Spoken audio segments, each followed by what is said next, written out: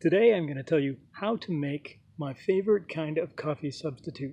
I'm going to be honest, usually when I'm making dandelion coffee I do exactly what you're doing right now, but I've gotten a lot of mixed messages that way, and so this time I wanted to do it right. I tried 3 different ways of making dandelion coffee. I'm going to tell you what was the easiest and ended up with the tastiest result. Many people will tell you that the best time to harvest dandelions is in the fall. I feel like the best time to harvest dandelions is whenever I can. In the spring, like right now, it's probably going to be a little more bitter. Imagine in the fall it would probably be a little sweeter. So this is my tool for digging dandelions. Some people use shovels, some people use spades. This is what I use because it helps to aerate the garden a little bit without really disturbing the soil structure too much. You want to be a little gentle with these because the roots go really deep and you want to get as much of that root as you can.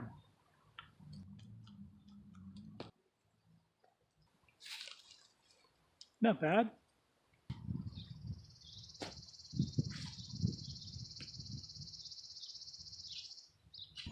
Now we take the roots off of the leaves. The leaves can be eaten, but honestly, they're a little on the tough side.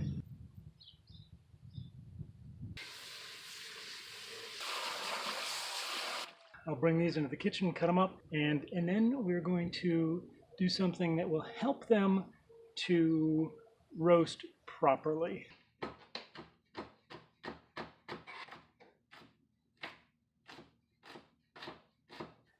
So now we're going to take these outside and give them the special treatment that actually really helps them to roast properly. So here we are at a very important step. This is the dehydrating step. You can use an indoor dehydrator. I happen to like this solar dehydrator that I got.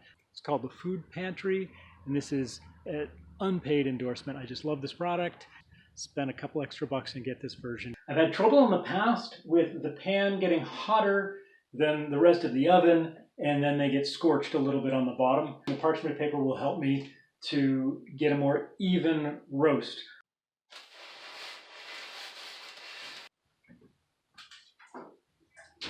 One of the ways that you know that the process is going well is it will start to smell like chocolate in your kitchen. Then you want to really keep a close eye on what's going on in there because you don't want to overdo it and burn them. 325 degrees for a total of about 35 minutes. You might push it to 40 minutes too. Made the right roast for me. For the first 15 minutes, I just left it alone. For the next 20 minutes, I checked it every 5 minutes to make sure that it wasn't burning. The way that you know that it's done is if you look at the root itself, you will see that it has started to get brown. You can let this get darker and darker. Just be a little careful about burning it too much. So experiment with it on the lighter side because honestly this is probably strong enough, but if you want to have a darker roast, you can experiment with that too. You use 1 tablespoon of the roasted roots for 1 mug of dandelion coffee. I grind it up in a mortar and pestle. Some people might want to use this kind of coffee grinder. You really don't want to use this kind of coffee grinder because the dandelion root doesn't have any oil in it, and this kind requires a little bit of oil in the coffee beans to lubricate itself. You let your powdered dandelion root steep in boiling water for about 5 minutes. And then you can add whatever you want to it or just drink it black. I know some people probably would want to add a little bit of a sweetener to it.